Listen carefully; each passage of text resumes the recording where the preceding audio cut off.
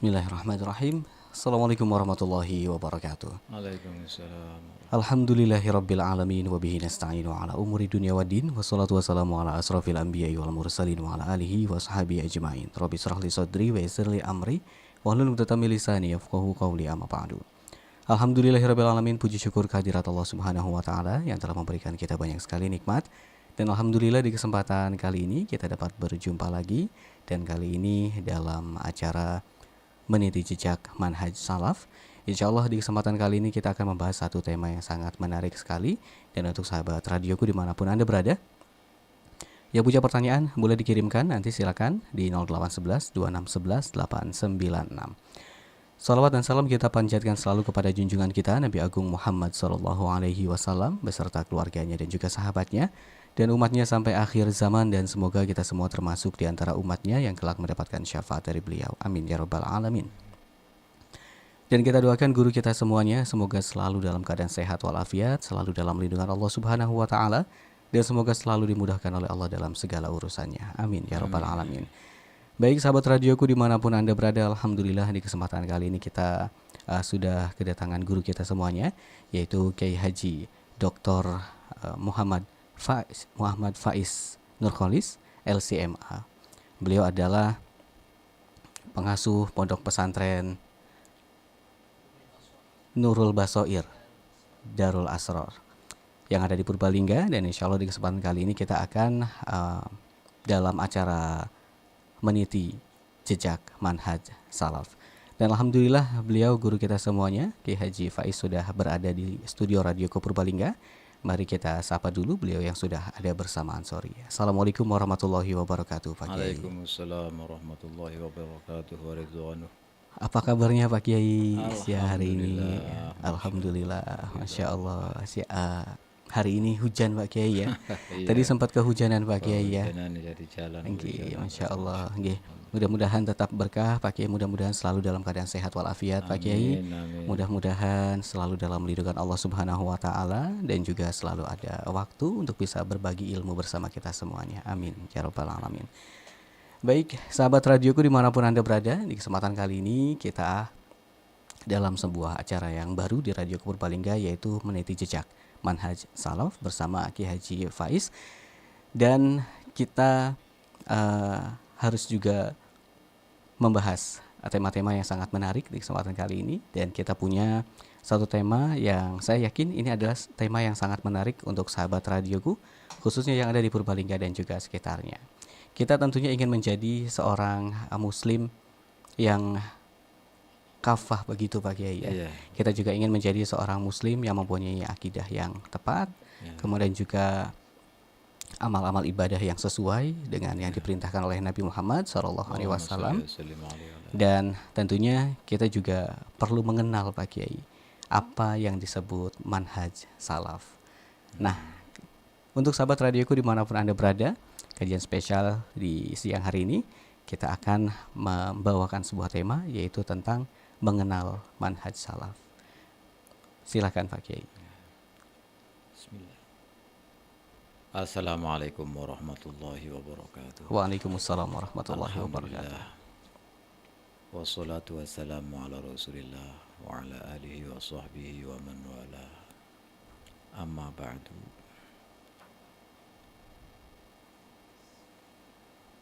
Para pendengar radioku di mana saja berada, dan yang saya hormati semua para alim, ulama, sesepuh dan bini sepuh di Purbalingga ini dan sekitarnya, yang selalu saya banggakan dan saya cintai selalu. Mudah-mudahan kita semuanya selalu dalam lindungan Allah Subhanahu wa ta'ala dalam menjalani dakwah Islamiyah, menyebarkan ilmu Allah Subhanahu wa ta'ala di Purbalingga dan sekitarnya, dan umumnya di seantero Indonesia dimanapun berada. Alhamdulillah siang ini saya bisa hadir di studio radioku, radio yang kami banggakan, yang kami nanti-nanti program-program yang selalu menyejukkan dan menenangkan umat menuju jalan yang diridhoi oleh Allah Subhanahu wa taala, sehingga kita akan menjadi orang-orang mukmin yang bisa dibanggakan oleh Rasulullah sallallahu alaihi wasallam. Umat-umat Nabi yang nantinya menjadi penerang di sekitarnya, penerang bagi umat muslim, penerang bagi siapapun yang ada di dunia ini. Alhamdulillah lagi pada cuaca yang cukup sejuk kali ini, dengan suasana yang enak, redup, matahari Masya Allah tidak muncul, sehingga udara yang begitu segar, tidak ada panas di sini, Masya Allah. Alhamdulillah cuaca yang sangat mendukung. Mudah-mudahan semua pendengar di mana saja berada dilindungi oleh Allah, diberi kesehatan, dipanjangkan umurnya, selalu beramal, berbuat yang diridhoi oleh Allah Subhanahu wa taala. Kedua kalinya sholawat beserta salam semoga tercurahkan kepada baginda Nabi Muhammad sallallahu alaihi wa alihi wasallam, yang mana Rasulullah inilah satu-satunya makhluk Allah yang paling utama dan yang menuntun umat dengan penuh rahmat, dan semua yang dibawa ajarannya dari Allah semuanya sudah jelas, karena beliau ini diutus oleh Allah basyiran wa nadhira, membawa kabar berita yang gembira, menggembirakan kita, dan sekaligus menjadi peringatan atau memperingatkan kita agar kita jangan sampai terlena dengan hal-hal yang menghalangi kita untuk mendapat ridho Allah Subhanahu wa taala. Para pendengar,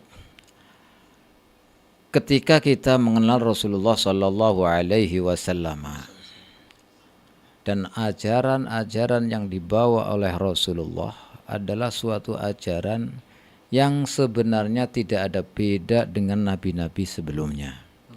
Mulai dari Nabi Adam sampai Nabi Isa alaihi salam, itu tidak ada perbedaan, sehingga semua umat yang mengikuti nabi-nabi sebelum Nabi Muhammad SAW itu juga seperti kita disebut dengan muslim. Kalau umat dahulu Allah memberikan kewenangan kepada para nabi mereka, ketika umatnya itu tidak patuh, tidak taat, bahkan berlaku maksiat, maka mereka akan ditumpas. Azab Allah akan segera turun. Dan salah satu pertobatan mereka adalah dengan dibunuh. Faqtulu anfusakum dzalikum khairul lakum. Ini yang disebut dahulu umat-umat dahulu. Tetapi ketika kita memasuki pada era Nabi Muhammad sallallahu alaihi wasallam, dan tentu kita ini patut bangga kepada Rasulullah, karena ternyata kita ini walaupun berbuat maksiat masih tetap tidak ada siksa, tidak ada bencana yang kita raih, yang kita dapatkan, tetapi justru sebaliknya kita diberi kesempatan untuk bertobat kepada Allah. Dan kesempatan bertobat itu sampai akhir hayat kita. Sehingga ketika kita sebelum meninggalkan dunia ini sudah bertobat kepada Allah, maka insya Allah dosa yang pernah dilakukan akan diampuni oleh Allah Subhanahu wa taala. Ini kerangka besarnya syariat Nabi Muhammad sallallahu alaihi wasallam. Namun terlepas daripada itu, kita harus mengetahui, karena ketika zaman Rasulullah masih hidup bersama dengan para sahabat, maka tidak ada sesuatu yang menjadikan problem bagi masyarakat muslim tatkala itu bagi sahabat. Karena setiap ada permasalahan, ada problematika kehidupan baik yang menyangkut dunia atau menyangkut agama, menyangkut akhirat, maka saat itulah wahyu turun dari Allah Subhanahu wa taala melalui malaikat Jibril. Sehingga permasalahan-permasalahan yang dialami oleh sahabat saat itu tidak berkepanjangan. Kenapa? Karena langsung turun wahyu dari Allah Subhanahu wa taala sebagai pemecahannya. Dan saat itu para sahabat berkata, sami'na wa ata'na. Saya mendengarkan dan saya mentaatinya. Maka sehebat apapun, secerdas apapun, sepintar apapun sahabat tatkala itu, yang punya argumen-argumen yang jitu ibaratnya, yang otaknya encer, punya pendapat-pendapat yang dahsyat, yang dimungkinkan menurut logika itu benar 100%, harus tunduk dengan wahyu yang turun dari Allah Subhanahu wa taala. Sehingga yang kita kenal dengan Sayyidina Ali, orang yang sangat cerdas. Sayyidina Umar, orang yang sangat berani misalnya, dan lain-lain dengan berbagai macam kriteria atau karakter sahabat yang berbeda, semuanya patuh tunduk dengan wahyu yang diterima oleh Rasulullah Shallallahu Alaihi Wasallam, sehingga saat Rasulullah masih hidup tidak ada yang namanya perpecahan atau persengketaan yang berlarut-larut, tidak ada pemecahannya. Satu contoh, pada saat Rasulullah mengirimkan utusan, pesan Rasulullah jangan sholat di jalan, sholatlah di Bani Quraidah. Kemudian sahabat berangkat. Sahabat yang berangkat ini dengan pesan Rasulullah sebagian taat tunduk kepada perintah Rasulullah. Padahal saat berjalan waktu itu kelewat, kalau diteruskan itu kelewat waktu sholat, nggak bisa sholat di tengah jalan karena waktunya nggak cukup. Sebagian sahabat lagi memahami itu Rasulullah seperti itu karena dikira sebelum waktunya habis kita sudah sampai di Bani Quraidah. Maka disitulah timbul perpecahan pendapat, perbedaan pendapat antara sahabat. Sebagian sahabat sholat di perjalanan karena kalau diteruskan tidak nutut waktunya, tidak cukup waktunya. Dan sebagian mengikuti apa yang disampaikan oleh Rasulullah apa adanya, sehingga mereka sholat di Bani Quraidah. Nah, ketidakpahaman atau perselisihan paham dari para sahabat saat itu kemudian kebalik setelah diutus oleh Rasulullah dan kembali lagi kepada Rasulullah dan diceritakanlah peristiwa itu. Maka apa jawabnya Rasulullah? Mereka yang sholat di jalan betul dan mereka yang di sana juga betul. Karena masing-masing, satu yang sholat di Bani Quraidah karena mengikuti Rasulullah Shallallahu Alaihi Wasallam apa adanya, dan yang sholat di tengah jalan itu juga betul karena memang seharusnya ya seperti itu. Kalau sholat nggak nutut ke sana, apalagi masafatul qasar atau perjalanan jauh, maka boleh dijamak misalnya. Nah, ini contoh kecil yang terjadi di saat para sahabat. Tapi persengketaan atau perselisihan pendapat itu tidak sampai runcing. Kenapa? Karena masih ada Rasulullah Shallallahu Alaihi Wasallam yang statusnya adalah musyarri'. Sehingga apapun yang terjadi pada saat zaman sahabat Nabi masih ada, tidak ada perpecahan yang meruncing. Berbeda dengan pasca setelah Rasulullah Shallallahu Alaihi Wasallam meninggal dunia, maka perbedaan itu tidak bisa dicetuskan masing-masing, memiliki pendapat masing-masing, dan disitulah nanti dalam istilah mengenal tasyri' itu ada istilah yang namanya ijtihad, atau dalam dasar hukum yang kita kenal adalah ada Alkitab, ada Sunnah, ada Al-Ijma', ada Al-Qiyas, dan itu tidak lepas dari yang namanya Al-Ijtihad. Nah, dari sini maka kita akan mengetahui sebenarnya ketika kita mengenal kehidupan para sahabat ketika zaman Nabi, sekilas tadi yang saya sampaikan. Tetapi setelah Rasulullah Shallallahu Alaihi Wasallam meninggalkan kita semua, meninggalkan dunia ini, maka disitulah mulai ada perpecahan di antara para sahabat.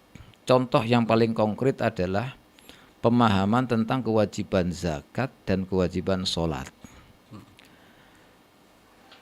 Sahabat Abu Bakar Siddiq contohnya itu memahami bahwa ketika Rasulullah SAW masih hidup dan mewajibkan zakat dan sholat, maka sholat dan zakat tidak bisa dipisahkan.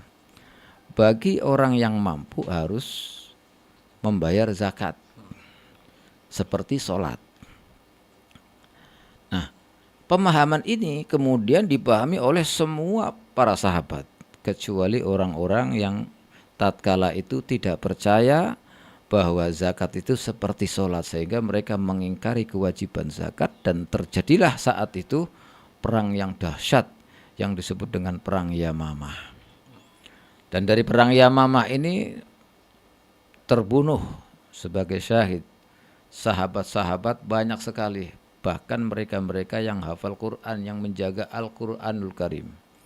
Dan ini peristiwa besar tatkala itu yang terjadi pada zaman Sayyidina Abu Bakar Siddiq radhiyallahu taala anhu. Nah, ini contoh fenomena yang seperti ini karena Rasulullah sudah tidak ada akhirnya, ada perpecahan yang seperti ini sampai saling membunuh. Nah, ini yang sangat mengkhawatirkan. Tetapi apa yang diputuskan atau yang disimpulkan oleh Sayyidina Abu Bakar radhiyallahu taala anhu itu ternyata diyakini oleh semua sahabat tatkala itu. Dan ternyata orang-orang yang tidak mau membayar zakat itulah yang kemudian gerombolan-gerombolan yang disebut dengan al-murtadin. Disebut al-murtadin termasuk bagian daripada Musailim al-Kadzab dan Wadyubuluni. Jadi saat itu, sehingga ini yang harus kita pelajari. Kenapa seperti itu? Nah, sedangkan waktu zaman Nabi kan memang tidak ada perpecahan yang sampai meruncing. Kenapa? Karena ketika ada perpecahan itu maka wahyu turun. Tetapi ketika Nabi sudah tidak ada, siapa yang ini? Padahal dasar-dasar hukum itu sudah jelas, ada Al-Quran dan ada Al-Hadis, As-Sunnah. Nah, dari zaman mereka sudah berbeda pendapat. Berbeda pendapat. Apalagi ibaratnya sampai ke zaman kita. Sangat jauh sekali terpantau, dan permasalahan-permasalahannya itu semakin banyak, semakin runyam, semakin berkembang. Sedangkan dahulu itu cuma sekitar itu saja. Tetapi secara garis besar Rasulullah SAW sudah menjelaskan semua yang seperti kita kenal dengan hadis taftariqu ummati ala 73 kulluhum finnar illa wahidah. Qalu ya Rasulullah mal wahidah? Qal ma ana alaihi wa ashabi. Itu semuanya masuk neraka, hanya satu yang masuk surga, kecuali satu. Nah, kemudian ditanya oleh para sahabat, satu itu kelompok yang mana ya Rasulullah? Rasulullah menjawab, ma ana alaihi wa ashabi. Apa yang kita lakukan dan sahabat-sahabat yang dilakukan juga. Jadi yang dipegangi oleh Rasulullah dan yang dipegangi oleh para. Setelah Sayyidina Ali kemudian kepada anaknya Sayyidina Husain radhiyallahu taala anhu. Ini semakin meruncing, padahal Rasulullah sudah menjelaskan betul-betul ma'ana alaihi wa ashabi. Sedangkan tatkala itu sudah berpecah. Maka bagaimana? Maka disinilah muncul dahulu Sayyidina Abdullah bin Abbas. Kemudian muncul di situ Sayyidina Hasan bin Ali. Kemudian Sayyidina Abdullah bin Mas'ud. Kemudian Anas bin Malik yang tatkala itu menyaksikan peristiwa-peristiwa ini. Nah, ketika ini terjadi, maka salah satu yang kita ingat bahwa Sayyidina Abdullah bin Abbas memperingatkan, dalam kondisi yang seperti ini jangan keluar kemana-mana, karena perbedaan itu sangat mencolok dan akan terjadi fitnah di mana-mana, sehingga nantinya akan saling bunuh-membunuh karena mengklaim masing-masing adalah yang paling benar. Nah, ini sudah saat-saat itu. Saat-saat kritis. Nah, apalagi sampai saat sekarang ini. Tetapi secara garis besar Rasulullah setelah mewanti-wanti kepada kita, ma'ana alaihi wa ashabi. Apa yang aku pegangi, apa yang aku lakukan, yang sudah aku contohkan, dan sahabat-sahabatku. Dan sahabat-sahabatku, kata Rasulullah, Sahabat-sahabat Rasulullah seperti yang kita ketahui bahwa sahabat adalah orang yang pernah berkumpul dengan Rasulullah walaupun sebentar dan beliau iman kepada Rasulullah. Sedangkan para sahabat ketika Rasulullah meninggal dunia itu terpecah-pecah, maka kita harus mengikuti yang mana? Nah, dari sinilah kemudian kita timbul masing-masing kemudian mengklaim, saya ngikuti ini, semuanya begini. Nah, klaim ini harus berdasarkan dalil yang konkret, yang valid. Apalagi kalau menyangkut yang disebut dengan manhaj. Manhaj itu adalah jalan, metode yang kita tempuh yang sesuai dengan yang digariskan oleh Rasulullah dan para sahabat misalnya. Jadi manhaj mereka untuk Rasulullah ketika masih hidup atau sahabat-sahabat setelah ditinggalkan Rasulullah. Maka sebelum kita melangkah lebih jauh, membicarakan lebih lebar lagi, kita harus tahu pada kehidupan sahabat itu ketika pasca meninggalnya Rasulullah, mereka apa saja yang dilakukan, amaliyah mereka, adakah mereka satu amaliyah atau bagaimana? Karena inilah titik mula orang kadang saya ngikuti salaf, saya ngikuti sahabat, padahal sahabat juga berbeda pendapat. Nah, seperti kita ketahui antara Sayyidina Ali dengan Sayyidah Aisyah misalkan beda pendapat. Sayyidina Abdullah bin Mas'ud dengan Sayyidina Amr bin As, Abdullah bin Amr bin As juga berbeda pendapat. Sayyidina Anas, banyak hal-hal yang semestinya kita harus tahu dan harus kita bisa memberikan sikap atau mensikapi perbedaan mereka itu sebatas mana. Sehingga ketika kita mengamalkan atau kita mengikuti sahabat misalnya, ini contoh, maka juga tidak ada yang salah. Karena masing-masing kata-kata Rasulullah, ashabi kan nujum, bi'ayyihim iqtadaitum ihtadaitum. Semua sahabatku, kata Rasulullah, sahabat-sahabatku semua itu laksana bintang. Dengan satu di antara mereka, dengan siapapun kalian ngikut mereka, iqtadaitum bi'ayyihim iqtadaitum ihtadaitum. Kalau kalian dengan satu di antara mereka mengikuti satu di antara mereka, maka kalian berarti mendapatkan hidayah. Ini konteks ini, hadis ini jelas sekali. Maka dalam kerangka perbedaan pendapat di antara para sahabat, itu siapapun yang mengikuti pendapatnya para sahabat itu dibenarkan oleh Rasulullah SAW dengan dalil ini, dengan dasar ini.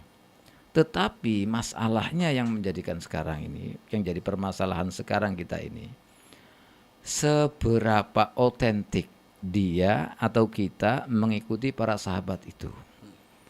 Karena masa yang begitu lama, masa yang begitu lama. Sudah hampir berapa ini? Hampir 15 abad ya, atau 1400 kan, hampir 1500. Masa yang lama sekali sehingga kita butuh otentik. Silsilah dari mulai zaman Rasulullah sampai masa kita sekarang ini harus tidak putus secara silsilah, secara tasalsul ya, bersambung, berkesinambungan, jangan sampai terputus. Kalau sampai terputus, ini nanti akan timbul gejolak dan mungkin bisa dipalsukan.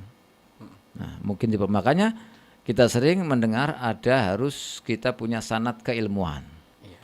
Sanad ilmunya kemana dan sampai pada Rasulullah Shallallahu Alaihi Wasallam. Ini pentingnya. Makanya ketika kita membahas tentang manhaj salaf atau siapa tuh salaf, insya Allah nanti kita akan kupas tuntas insya Allah dengan episode atau berseri. Tapi sebagai pembuka saya gambarkan bahwa untuk mengenal salaf terlebih dahulu kita mengenal ketika zaman Rasulullah masih hidup dan setelah Rasulullah sudah meninggal dunia, para sahabat dan sampai pada kurun sekarang ini, yaitu masa-masa era modern, era globalisasi, yang itu era kita semuanya. Nah ini makanya kita harus tahu betul, sehingga apa yang kita yakini, apa yang kita lakukan selama ini adalah betul-betul itulah yang benar, yang harus kita yakini 100% dan tidak menyimpang sedikit pun. Maka dibutuhkan kita ada dalil-dalil yang otentik, bisa dipertanggungjawabkan. Saya ini akidahnya begini karena saya punya dalil begini misalnya. Dan salah apa silsilah akidah ini misalnya atau amaliyah kita sekarang ini bertasalsul, silsilahnya nyambung ke sini sampai ke Rasulullah. Tidak bisa langsung klaim saya ini begini, tetapi tidak ada asal usul atau tidak ada tasalsul silsilah yang nyambung kepada Rasulullah Shallallahu Alaihi Wasallam. Tidak boleh klaim seperti itu karena ini adalah silsilah yang tidak mungkin bisa kita lupakan. Karena penting sekali. Kalau sampai mata rantai itu putus, itu bisa dipalsukan. Dan siapa yang memalsukan? Nah, inilah yang harus kita ketahui dan harus kita yakini. Dan sekarang ini alhamdulillah dengan adanya radioku, Masya Allah, ini mudah-mudahan kita akan mengkupas semuanya ini agar kita semakin yakin bahwa selama ini apa yang kita yakini, apa yang kita lakukan semua ini selama ini adalah yang betul-betul, yang benar, sesuai dengan dalil yang insya Allah diridhoi oleh Allah Subhanahu wa Ta'ala dan dibanggakan oleh Rasulullah Sallallahu Alaihi Wasallam. Baik Pak Kiai, dari zaman Nabi sampai kepada kita hari ini, kemudian juga kita akan belajar bagaimana caranya kita memilih guru, bagaimana kita mengkaji silsilah itu supaya sambung kepada Nabi. Makanya sahabat radioku jangan kemana-mana. Sahabat semuanya harus menyaksikan kelanjutan dari acara Manhaj Salaf ini yang insya Allah akan rutin disiarkan di radioku Purbalingga. Baik Pak Kiai, sebagai orang awam Pak Kiai, sebagai orang awam saya yang hidup di zaman ini begitu Pak Kiai, dan saya pun tidak pernah mengenyam sekolah agama seperti itu Pak Kiai. Ada kebingungan Pak Kiai, ada kebingungan di kepala saya, kenapa saat ini banyak sekali aliran-aliran yang seperti tadi Pak Kiai sampaikan, semuanya mengklaim kami adalah aliran yang sampai kepada Nabi Muhammad SAW. Dan sebagai orang awam, apa yang harus saya lakukan Pak Kiai untuk menjembatani mereka semuanya supaya di antara mereka itu tidak saling gaduh seperti itu Pak Kiai? Yang pertama yang harus kita publikasikan bahwa pertama yang paling utama ya, bahwa kita ini semuanya muslim. Kalau sudah mengatakan syahadat asyhadu an la ilaha illallah wa asyhadu anna muhammadan rasulullah, itu berarti muslim. Kalau sudah muslim berarti itu kita saudara. Ini dasar utama yang kita. Maka kalau kita sudah berpegangan ini yang disebut dengan muslim, maka kita tidak boleh mengganggu yang lain, tidak boleh merusak yang lain, tidak boleh menyakiti yang lain. Ini yang pertama. Apalagi kita mengatai perkataan yang kotor atau tidak senonoh kepada orang lain, kepada sesama muslim. Ini tidak boleh. Karena sibabul muslim fi susuk wa qitaluhum kufur. Jadi ini bahaya sekali. Makanya ketika seorang itu sudah bersyahadat, maka mereka adalah saudara kami. Adalah saudara kita yang tidak boleh dimusuhi, tidak boleh disakiti, tidak boleh diapa-apakan. Mereka bagian dari kita, mereka adalah saudara kita. Ini yang pertama. Yang kedua, ini karena banyak sekali yang sekarang ini berbeda-beda. Maka kita harus bisa memilah. Perbedaan itu ada dua. Perbedaan yang bersifat fundamental yang tidak bisa ditolerir. Dan ada perbedaan yang memang bisa ditolerir.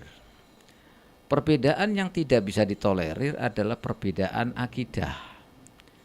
Karena akidah itu menyangkut yang nomor satu. Karena akidah itu harus betul. Seberapapun besar amalnya, kalau akidahnya salah, maka tetap salah dia. Nah, maka perbedaan akidah ini tidak bisa ditolerir, tidak bisa diganggu gugat dan tidak bisa ini. Tetapi dasar utamanya adalah tadi yang sudah mengatakan asyhadu alla ilaha illallah asyhadu anna muhammadan rasulullah adalah muslim, adalah saudara kita. Dan ini didasarkan bahwa Rasulullah dahulu, zaman Rasulullah sudah tahu ini orang sebenarnya bukan muslim. Mulutnya saja yang mengatakan muslim, tetapi batinnya tidak muslim, yang disebut dengan munafik. Tetapi Rasulullah memperlakukan mereka seperti orang muslim. Nah, tapi akidahnya tidak sama dengan orang muslim yang lainnya. Dalam segi tauhid diperlakukan sama, tapi dalam segi batin tidak sama. Ini yang saya ungkapkan tadi, bahwa setiap orang yang mengatakan syahadatain itu berarti saudara kita. Tetapi kalau sudah menyangkut daripada akidah, ini prinsip yang tidak boleh ditolerir dan tidak bisa ditolerir, karena kalau sampai salah akidah berarti kita tersesat. Makanya pertama Rasulullah itu menjelaskan ma'ana alaihi ashabi. Jadi yang 73 semuanya itu masuk neraka, hanya yang satu yang selamat. Nah ini karena memang perbedaan prinsip yang tidak mungkin bisa ditolerir. Nah terus bagaimana sekarang? Nah sekarang kalau memang terjadi seperti ini, maka kita harus hati-hati dan kita harus berguru atau belajar dengan orang yang jelas-jelas sanatnya nyambung dengan Rasulullah Shallallahu Alaihi Wasallam, yang bisa dipertanggungjawabkan, tidak asal-asalan. Karena banyak sekali ternyata mengatakan begini-begini, ternyata bukan nyambung sampai Rasulullah, hanya pada takaran berapa. Ini nanti bisa kita buktikan, ya. Karena silsilah ini sampai ke Rasulullah atau tidak keilmuannya. Makanya kita saat ini harus pandai-pandai mensikapi bahwa perbedaan akidah itu adalah prinsip yang tidak bisa ditolerir. Maka kita harus selektif untuk mencari guru, untuk belajar di mana yang betul-betul bahwa sanadnya itu betul nyambung kepada Rasulullah Shallallahu Alaihi Wasallam. Masya Allah. Baik Pak Kiai. Dari sudut pandang yang awam nih Pak Kiai, akidah itu adalah satu hal yang tidak bisa ditoleransi. Artinya kita harus yakin betul dengan akidah kita. Tapi mungkin bisa lebih disederhanakan lagi Pak Kiai. Secara awam, apa sih Pak Kiai maksud akidah itu Pak Kiai? Oh gitu ya. Jadi akidah itu keyakinan. Jadi akidah itu adalah keyakinan kita bahwa meyakini bagaimana itu ketuhanan Allah. Jadi kita meyakini bahwa Allah itu adalah Tuhan kita, yang harus disembah, yang berdasar pada syahadat tauhid, la ilaha illallah Muhammadur Rasulullah. Ini dasar utamanya. Maka keyakinan bahwa tidak ada Tuhan selain Allah, maka sudah sepantasnya bagaimana dan kita mengenal Allah itu bagaimana, dan kita memandang bahwa Allah itu sebagai Tuhan itu seperti apa. Nah, kalau kita sudah bisa meyakini bahwa Allah sebagai Tuhan itu harus begini, sebagai Tuhan itu harus begini, maka itulah yang disebut dengan akidah. Kan kadang ada, seperti contoh yang paling mudah sekali. Kalau akidah kita bahwa Tuhan kita adalah Allah satu, Esa. Tapi kalau orang yang bukan Muslim misalnya mengatakan bahwa Tuhannya bukan Esa satu, tapi ada banyak misalnya, atau ada pembantunya dan lain-lain lah istilahnya, kayak ada Trinitas atau yang lain-lain lah ya. Nah ini berarti kan akidahnya gak benar ini. Ini dalam akidah itu tauhid, syahadat tauhid. Dan syahadat tauhid itu nanti bisa terbagi, karena syahadat atau akidah itu bisa menjadi bertiga. Nah tiga, ada pembagian tiga ini sama-sama tiga. Misalnya yang aswaja akidah terbagi menjadi tiga. Kemudian yang kawan-kawan kita juga mengatakan bahwa akidah juga terbagi jadi tiga. Jadi makanya kita harus memahami akan sama-sama tiga, cuman dalam pembagiannya itu berbeda-beda. Dan nantinya ini nanti mulai mengerucut, ketahuan akidah mana yang bisa dipertanggungjawabkan, akidah mana yang betul-betul sesuai dengan yang diajarkan oleh Rasulullah. Ini nanti akan ketahuan nanti. Kalau kita sudah membahas tentang akidah yang terbagi menjadi tiga, yang kalau kawan-kawan kita yang mengatakan ada asmaul sifat ya, muzat dan seterusnya itu, kemudian yang Asy'ariyah Maturidiyah juga ada al-ilahiyah, kemudian ada masing-masing ada tiga. Nah ini maka kita harus tahu betul bahwa Allah yang paling harus kita yakini bahwa Allah Maha Esa. Allah Maha Esa. Maha Esa satu, dan Allah itu tidak menyerupi siapa-siapa dan tidak berupa apa-apa istilahnya. Tidak teringkup luang dan waktu. Maka dikatakan oleh salah satu ulama, ma khotoro bibalik wallahu mukhalifu dzalik. Jadi apa yang tersirat di hati kita bahwa Allah itu begini, Allah itu begini, itu mukhalifu dzalik, Allah itu tidak seperti itu. Maka akidah itulah meyakini bahwa keesaan Allah, bahwa Allah tidak sama dengan kita, tidak punya tangan. Kita kan punya tangan, punya ini misalnya, seperti itu. Nah, nanti kita akan mengerucut pembahasan ke sana. Kenapa? Karena ini prinsip sekali. Nah, tetapi untuk mengenal menyeluruh, maka kita harus tuntaskan mulai dari asal muasal dari akidah yang seperti itu sampai terakhir yang kemudian kita mengenal dengan manhajus salaf. Nah, maka di sinilah kita jangan sampai setengah-setengah. Kita harus kumpas tuntas dari awalnya sampai akhir sehingga kita yakin betul bahwa akidah kita itu adalah akidah yang benar dan akidah yang memang diajarkan oleh Rasulullah Shallallahu Alaihi Wasallam. Baik Pak Kiai, dulu ketika Rasulullah Shallallahu Alaihi Wasallam masih ada, masih hidup, maka keretakan-keretakan di antara sahabat itu ditengahi oleh Rasul. Nah, ketika Rasulullah tidak ada, kemudian kita juga membaca sejarah, ada beberapa perang di antara umat Muslim seperti itu Pak Kiai. Sebenarnya apa penyebabnya ini Pak Kiai? Kalau penyebabnya itu sebenarnya banyak ya. Banyak nih. Sebenarnya banyak. Kalau zaman sahabat ini jangan sampai kita membuka apa yang terjadi di zaman sahabat. Karena sahabat itu mujtahid. Ini peringatan bagi semua yang berakidah yang ingin selamat di dunia ini sampai di akhirat. Maka peringatan para ulama adalah wa ma jara bainas sahabi naskutu an wa ajrul ijtihadi nusbitu. Jadi kita ini apa yang terjadi pada zaman sahabat sampai terjadi perang Siffin, perang Jamal itu ya. Itu kita jangan membicarakan tentang itu. Satu, kenapa? Kita harus diam. Wa majara bainas sahabi naskutu, kita diam, jangan membicarakan itu. Kenapa? Karena para sahabat itu ahli ijtihad, semuanya mujtahid. Kalau semuanya mujtahid, Rasulullah menjelaskan man ijtahada fa asaba falahu ajrani.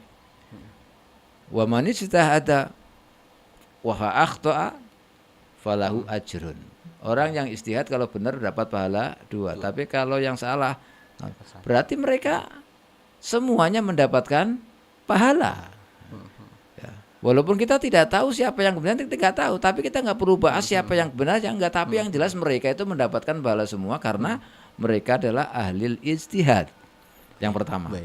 Maka faktor yang dijadikan seperti itu ya kita, kalau itu terjadi pada zaman sahabat, kita jangan membicarakan lebih dalam supaya kita selamat. Kenapa? Karena kalau kita membicarakan lebih dalam, kita nantinya akan menyalahkan sahabat.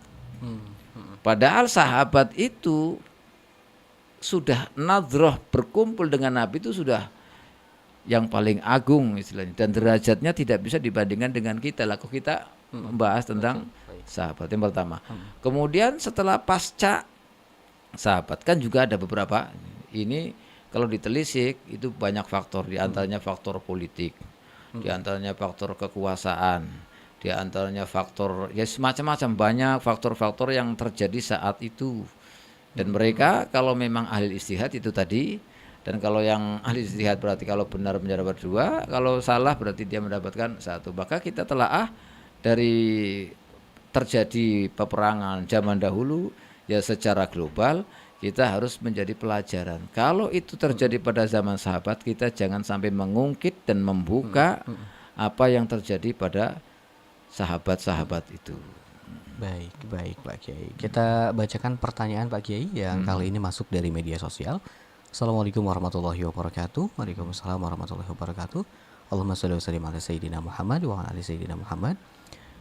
Dari hamba Allah di Purbalingga, Pak Kiai, saya ada beberapa teman yang berbeda akidahnya.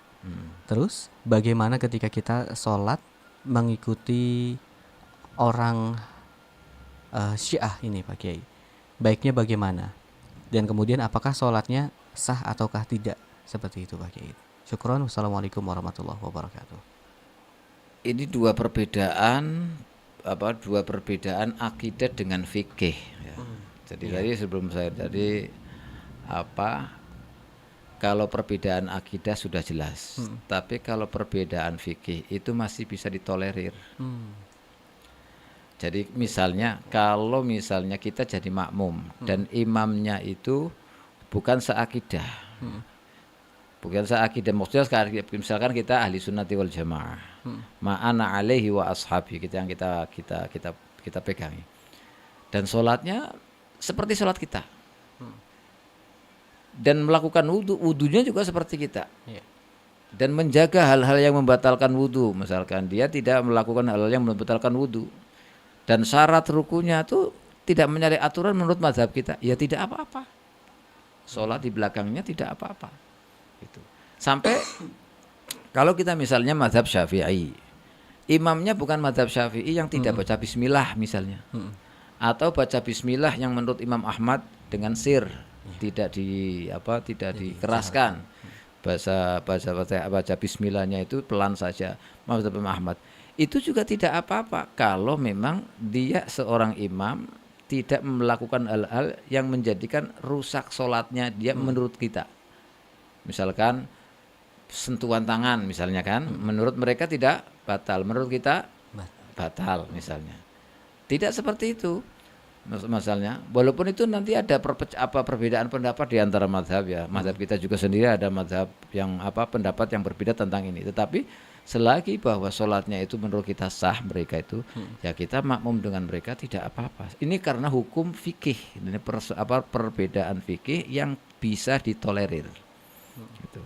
Ini sudah pernah terjadi misalnya Imam Malik dengan Imam Syafi'i. Imam Malik tidak pakai kunut, Imam Syafi'i pakai kunut. Ibaratnya seperti itu. Ini perbedaan fikih yang bisa ditolerir. Kalau perbedaan yang akidah tidak bisa ditolerir. Dan kita sebagai ma'ana alaihi ashabi, akidah ahli sunnati wal jamaah, tidak mengkafirkan siapapun, kecuali orang itu betul-betul di depan kita melakukan sesuatu yang merusak keislaman dia.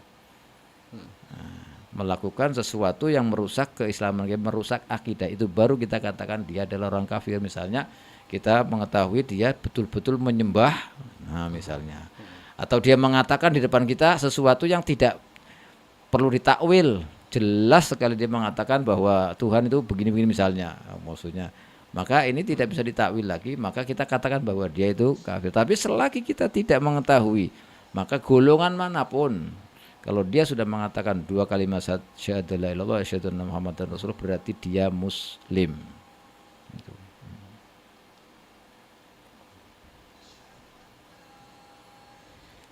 Masya Allah, banyak sekali ilmu yang kita dapatkan Pak Kiai di kesempatan kali ini, dan insya Allah kita akan lanjutkan lagi Pak Kiai di pertemuan-pertemuan yang berikutnya. Dan mudah-mudahan sahabat radioku semuanya bisa tetap mendengarkan radioku Purbalingga untuk menyimak sesi-sesi episode-episode yang berikutnya insya Allah. Karena kita berbicara tentang akidah adalah satu hal yang sangat penting, harus kita yakini dan harus kita fahami, dan nanti kita juga harus belajar juga bersama guru kita semuanya, Dr. Haji Muhammad Faiz Nurkholis LCMA, tentang bagaimana akidah yang benar.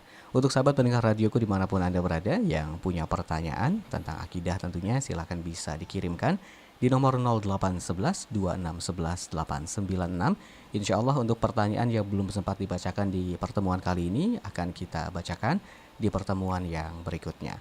Untuk sahabat pendengar radioku dimanapun Anda berada bisa mengirimkan pertanyaannya melalui SMS ataupun juga melalui WhatsApp dan juga melalui media sosial ya. Silakan melalui YouTube Radioku Purbalingga, sahabat juga bisa menuliskan pertanyaan di kolom komentar. Baik Pak Kiai Muhammad Faiz, ini adalah pertemuan yang pertama. Iya, Masih insya Allah. banyak sekali Pak Kiai Masya yang Allah. insya Allah akan bermanfaat untuk pendengar radioku Masya Allah. semuanya, Masya dan mudah-mudahan Pak Kiai selalu diberikan sehat Allah. walafiat, Amin, amin. dan insya Allah kita semuanya akan memberikan satu program yang sangat baik untuk masyarakat khususnya di Purbalingga dan juga sekitarnya. Baik Pak Kiai, mungkin di akhir acara ini boleh ditutup dengan doa keberkahan Pak Kiai. Silakan. Bismillahirrahmanirrahim. Alhamdulillah. Allahumma salli wa sallim ala sayyidina Muhammadin wa ala ali sayyidina Muhammad ya Allah. Allahumma barik lana ya Rabb. Barik lana fi ulumina wa qatina wa abdaina azzatina wa amwalina azwajina awlatina wa dhurriyyatina ya Allah. Wa barik man kana fi Purbalingga wa jawarihi wa hawalaihi wa hawalaiha ya Allah. Allahumma ya Allah, berkahilah kami ya Allah di sisa umur kami ya Allah. Berkahilah ilmu kami ya Allah, anak kami, harta kami, apa yang Engkau berikan kepada kami ya Allah. Berkahilah ya Allah, dan rahmatilah kami semuanya ya Allah, dan lindungilah kami ya Allah dari fitnah-fitnah yang merusak akidah kami ya Allah. Dan jagalah kami ya Allah, dan umat kami ya Allah, santri kami, murid kami semuanya ya Allah, anak kami, keturunan kami ya Allah, jagalah mereka dan bimbinglah mereka menjadi orang-orang yang soleh, yang senantiasa berjuang di jalan-Mu, yang senantiasa menjauhi larangan-larangan-Mu, sehingga mereka menjadi orang-orang yang dibanggakan oleh Nabi-Mu dan senantiasa mendapatkan ridho-Mu. Bimbinglah mereka ya Allah, dan jadikanlah radioku ini ya Allah manaratul ilm, sebagai pusat ilmu yang menjadi rujukan bagi siapapun yang ingin belajar dan menerangi masyarakat Purbalingga dan sekitarnya ya Allah. Jadikanlah manaratul ilm, jadikanlah manaratul ilm, jadikanlah manaratul ilm, dan siapapun yang mendengarkannya ya Allah, jadikanlah mereka makhluk-makhluk pilihan-Mu. Jadikanlah mereka yang mendengarkan dan mengikuti radioku ya Allah. Jadikan mereka makhluk-makhluk-Mu yang Engkau pilih, makhluk-makhluk yang Engkau pilih menjadi pilihan-Mu nanti di sorga ya Allah. Jika mereka mengalami kesusahan, maka hilangkanlah kesusahan mereka. Dan jika mereka berbuat dosa dan punya kesalahan, maka ampunilah dosa dan kesalahan mereka ya Allah. Karena hanya Engkau yang bisa mengampuni dan menghapus dosa-dosa mereka ya Allah. Dan kami yang bertugas ya Allah, dan kami yang bersuara ya Allah di sini, kami juga minta kepadamu ya Allah perlindungan darimu, perlindungan dari segala macam fitnah ya Allah, perlindungan dari segala macam mara bahaya ya Allah. Dan jagalah kami ya Allah, jagalah kami ya Allah dari kesesatan akidah ya Allah. Jagalah kami dari kesesatan akidah ya Allah. Dan sebaliknya jadikanlah kami pemegang akidah yang Engkau ridhoi, akidah yang Engkau tunjukkan oleh Nabi-Mu kepada kami ya Allah, sehingga kami menjadi orang-orang yang selamat di dunia sampai di akhirat nanti ya Allah. Dan bukan hanya kami semua yang mendengarkan ini ya Allah, yang mendengarkan radioku semuanya ya Allah, mendapatkan bimbingan darimu menjadi orang-orang yang selamat di dunia hingga di akhirat nanti. Orang yang beruntung, orang yang selalu senantiasa beruntung di dunia dan di akhirat nanti, juga keturunan-keturunan sampai kapanpun ya Allah. Rabbana atina fid dunya hasanah wa fil akhirati hasanah wa qina adzabannar wa adkhilnal jannata ma'al abrar ya aziz ya ghafar ya rabbal alamin. Sallallahu alaihi sayyidina Muhammadin wa alihi wa sahbihi wasallim. Alhamdulillahi rabbil alamin. Alhamdulillah. Syukron jazilan Pak Dr. Kiai Haji Muhammad Faiz Nur Khalis LCMA, pengasuh Pondok Pesantren Nurul Basoir Darul Asror Purbalingga, atas kajiannya di kesempatan kali ini. Insya Allah kita akan jumpa lagi di episode yang berikutnya. Dan mudah-mudahan Pak Kiai selalu dalam keadaan sehat walafiat dan juga dimudahkan Allah dalam segala urusannya, dan semoga selalu ada waktu luang untuk bisa berbagi ilmu bersama kita Insya semuanya. Allah, Amin insya ya rabbal Allah. alamin. Kami ucapkan terima kasih juga untuk semua sahabat radioku dimanapun Anda berada yang sudah menyimak acara di kesempatan kali ini. Insya Allah kita akan jumpa lagi di pekan depan di jam yang sama dalam acara mengenal manhaj salaf atau meniti jejak manhaj salaf. Tentunya di Radio Purbalingga 89,6 FM. Baik sahabat radioku dimanapun Anda berada, Ansori yang bertugas di kesempatan kali ini pamit undur diri. Mari kita tutup dengan doa kafaratul majelis. Bismillahirrahmanirrahim. Subhanakallahumma wa bihamdika asyhadu an la ilaha illa anta astaghfiruka wa atubu ilaik. Assalamualaikum